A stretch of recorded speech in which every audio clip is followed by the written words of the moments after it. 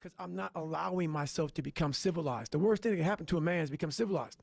You lose that fucking fight. You lose that, why the fuck am I doing this shit? I'm good. You ain't good, man. You ain't never fucking arrived. Il y a un an, j'ai publié une vidéo intitulée Can't Hurt Me. Ce livre a changé ma vie, dans lequel je vous parlais du livre de David Goggins et de l'impact que celui-ci avait eu sur ma vie. C'est grâce à ce livre que je me suis mis intensément au sport, que j'ai commencé à prendre des douches froides, que j'ai commencé à méditer, que j'ai arrêté de boire de l'alcool, bref, que j'ai pris ma vie en main. Puis les mois ont passé et la rage que j'avais en moi s'est un peu adoucie. Je dirais pas que je me suis laissé aller, mais j'ai diminué l'intensité de mes efforts et de ma discipline. Et ce, jusqu'à ce que j'entende parler il y a quelques mois de Never Finished, supposément la suite de Can't Hurt Me, écrit par David Goggins. J'étais très surpris de découvrir que David Goggins avait écrit un second livre après Can't Hurt Me parce que je n'en avais jamais entendu parler. Pareillement, j'avais un peu peur que ce livre soit une redite de ce qui avait été dit dans Can't Hurt Me, donc j'ai beaucoup hésité à l'acheter, mais vous verrez qu'il n'en est rien.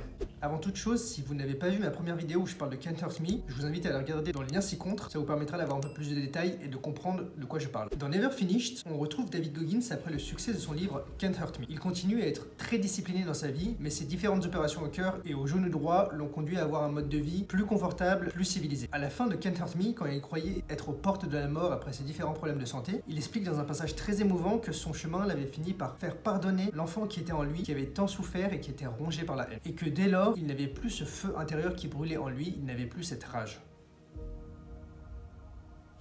Alors qu'il venait à peine de se remettre de sa dernière opération au cœur, David reçoit un mail d'un certain Bob Babbitt lui proposant de participer au Leadville Trail 100, donc qui est un marathon de 100 miles, soit environ 160 km. Son premier réflexe, qui est très surprenant mais qui va résonner pour la plupart d'entre nous, est de se créer des excuses et des raisons pour ne pas y participer. Et la petite voix dans sa tête essaye de l'en dissuader à tout prix parce que, à ses yeux, il a suffisamment travaillé dans sa vie pour ne plus s'infliger tout ça et se dépasser comme il le faisait par le passé. Il dit même « L'ego est une force étonnante.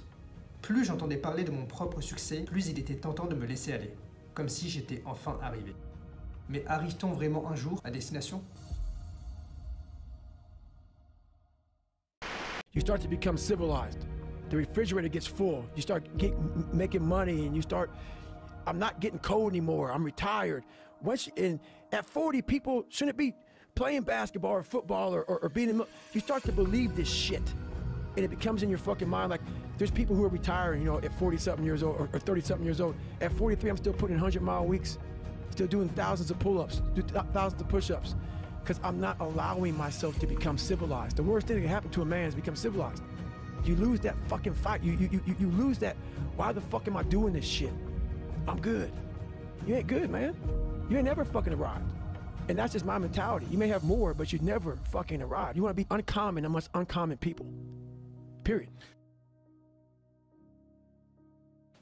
Cette ultra trail de Leadville, qu'il a fini par faire, a été le point de départ de la renaissance des cendres de David Goggins. Il a failli abandonner à de nombreuses reprises, voire ne même pas s'inscrire, car il considérait avoir déjà fait assez. Mais il a compris que cela n'arriverait jamais. Selon lui, soit vous progressez, soit vous régressez. Il n'y a pas de juste milieu. David Goggins nous parle dans Never Finished de toute la réaction en chaîne qui s'est produite à partir de cette course. De sa course au Mob 240, un ultra trail de 383 km, malgré une opération du genou 12 semaines avant, opération qui était, soit dit en passant, censée le condamner à ne plus jamais pouvoir marcher ou courir, en passant par d'autres épisodes de son enfance et de son modèle, le sergent Jack, qui n'était autre que son grand-père maternel. Il nous partage les différents enseignements qu'il a tirés tout au long de ses expériences, sans tomber dans la redondance avec Can't Hurt Me. Il souligne à quel point il est important de voir les tâches ingrates comme des opportunités pour se dépasser et progresser, plutôt que comme des fardeaux. Selon lui, il ne faut pas se contenter d'une routine, aussi saine soit-elle. Il faut rester concentré sur nos valeurs qui nous ont amenés là où nous sommes et les actions qui nous aideront à devenir encore meilleurs. Et comme souvent, ces enseignements sont pour moi tombés lorsque j'en avais le plus besoin. Ce livre est une piqûre de rappel sur la vie que nous souhaitons. Il mérite d'être beaucoup plus médiatisé et d'avoir un succès à la hauteur de Can't Hurt Me. Il nous rappelle que l'effort et la discipline ne sont pas une destination, mais le chemin d'une vie.